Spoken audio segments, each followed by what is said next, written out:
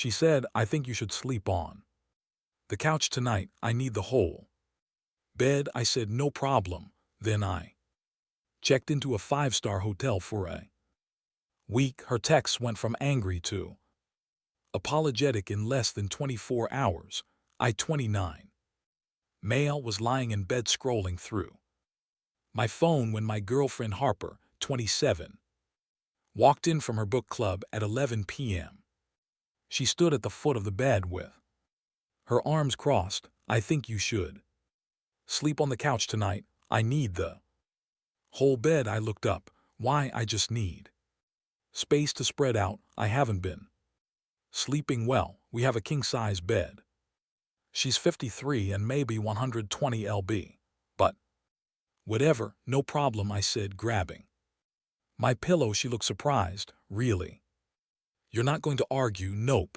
I walked past her, went to the closet and packed a bag. She followed me. What are you doing? Getting some clothes for the living room, for the hotel. Her face changed. Hotel? I said. The couch. Yeah.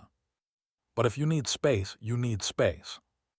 I'll give you plenty. You're being ridiculous. Just sleep on the couch like a normal person. The couch hurts my back. I'm getting a proper bed. I booked the nicest hotel downtown on my phone. 5 stars, $340 a night, worth every penny for what was about to happen. You're seriously leaving because I asked for one night of good sleep? You're seriously kicking me out of my own bed, the one I paid for? See, here's context. This wasn't the first time. Last month she made me sleep on the couch because I breathed too loud. The month before because my presence was disturbing her aura. I'd been sleeping on that couch at least once a week for 3 months, but I was done being a doormat. As I headed for the door, she grabbed my arm. Fine, you can have half the bed. Now I'm good. Enjoy your space. The text started before I even reached the hotel. Harper, you're being petty. This is emotional manipulation. Real men don't run away from problems. I didn't respond, checked into my suite, ordered room service, and slept like a baby in a bed where nobody complained about my existence. Update 1, woke up to 23 texts. The progression was hilarious.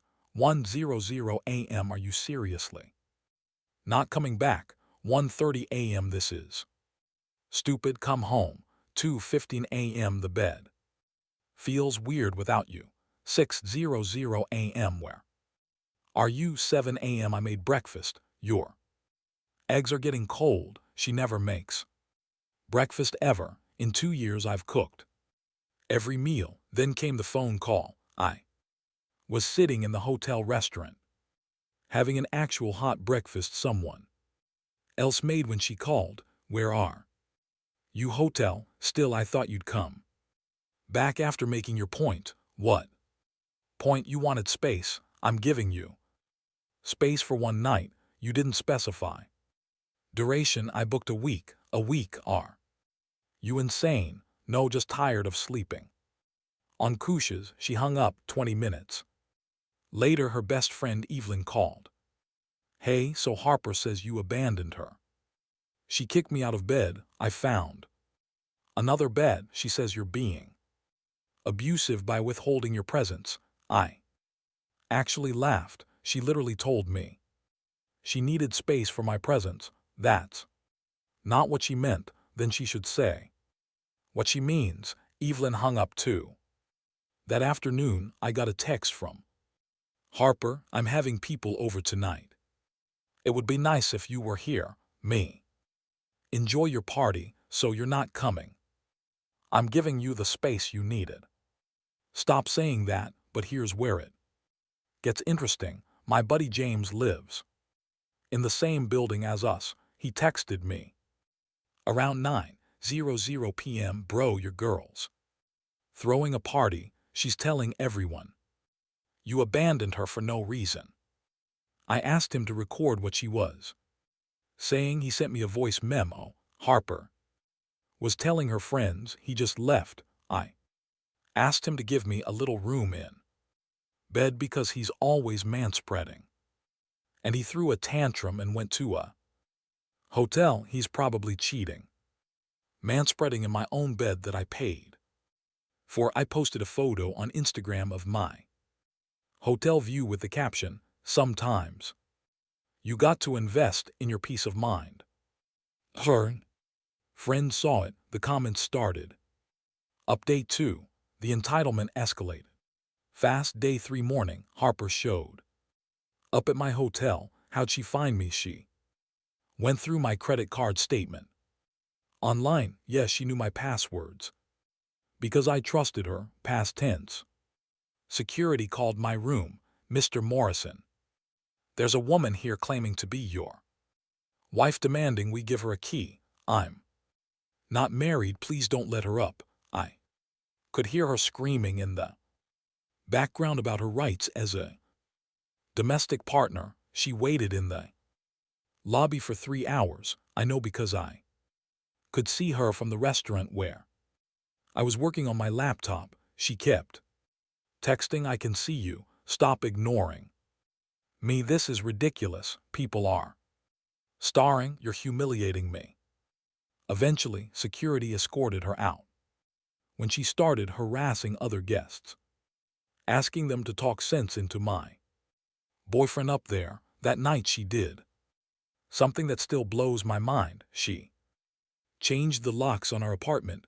Our apartment, the one where only my name is on the lease. I found out when James texted, "Yo, saw maintenance at your door. Harper said you moved out." I called my landlord immediately. He was confused. She said you abandoned the property and she needed the locks changed for safety. Check the lease. Is her name on it? No. Then why are you changing my locks? He apologized profusely and said he'd have them changed back immediately, but Harper had already moved her stuff around, turned my office into her meditation room, and told the neighbors I'd left her. Day 4, I went back with the landlord and a locksmith. Harper was at work. I found my gaming setup moved to the closet, my clothes and garbage bags in the corner, her friend Tasha's stuff in the spare room. Apparently she'd already offered it to her. A note on the fridge: "Since you chose a hotel over me, I'm choosing myself." I took photos of everything. Then I did something petty but necessary. I packed all of her stuff instead neatly, carefully in the boxes she'd used for my things, left them by the door with a note: "Since you need space, take all the space you want somewhere else." The landlord was amazed. She really thought she could just take over. She's used to getting her way. Not legally, she isn't. Update 3. Day 5 was when Harper went nuclear. She came home to find her stuff packed and lost her mind. The texts were unhinged. "You can't do this. I live here. I've been here 2 years. I have rights." Then she called the cops, said I was illegally evicting her. The cops came. I showed them the lease, only my name. Showed them the text where she told me to sleep on the couch where she said she needed space. Showed them the hotel receipt proving I'd left voluntarily. But she tried to change the locks on my apartment. The older officer looked at her. "Ma'am, you're not on the lease." He's actually being generous by not pressing charges for the illegal lock change, but I'm his girlfriend. That doesn't give you property rights. She tried tears. "Where am I supposed to go?" "Maybe to whoever you were really with during those book clubs," I said. Dead silence. Even the cops looked interested. "What's that supposed to mean?" "Book club doesn't end at 11 p.m. Harper, and it doesn't require you to put on perfume and your special underwear." Her face went white. The cops looked uncomfortable. Ma'am, you need to collect your things and go. As she was packing, she tried one more manipulation. I'm pregnant, I laughed. No, you're not. How would you know? Because you had your period last week. You made me buy you tampons and we haven't had sex in 2 months because you said my energy was off. The female cop tried not to smirk. Harper left with her stuff, but not before her mom called. Patricia, this woman had the audacity to threaten me with a lawsuit for emotional distress and unlawful eviction. Patricia, she was never on the lease. She lived here as my guest. She transformed that place into a home. She hung up some Target wall art and bought throw pillows. You're a monster. She gave you the best years of her life. She gave me a dead bedroom and made me sleep on the couch twice a week. That's because you don't know how to make a woman feel special, special enough to change the locks on my apartment while I was gone. She hung up. Day 6, I found out the truth about book club. James ran into Harper's friend Evelyn at a coffee shop. After some conversation, she let slip that book club was actually wine nights at Ricardo's apartment. Ricardo, her platonic friend from yoga who'd been commenting hard eyes on all her Instagram posts. I didn't even care about the probable cheating. I was just amazed at the audacity.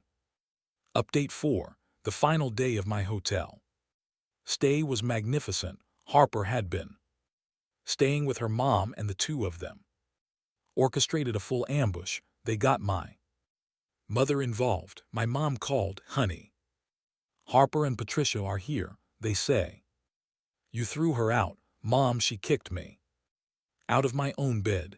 I went to a hotel. She changed the locks on my apartment. She says you overreacted. Mom, did they tell you she made me sleep on the couch twice a week for 3 months?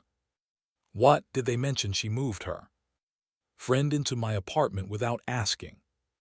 No, did they mention she's been going to book clubs at some guy named Ricardo's house? Long pause. Put me on speaker.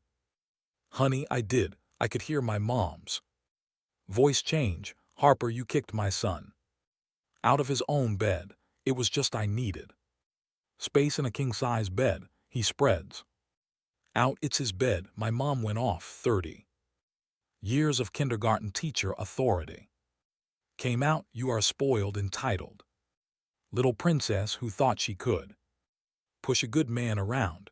My son pays all the bills and you had the nerve to make him sleep on a couch, then change his locks. Get out of my house now. But now. Later, Mom called me back. I never liked her anyway. She never once offered to help with dishes at Thanksgiving. That evening, I checked out of the hotel and went home to my apartment. Clean, quiet. All mine, no throw pillows.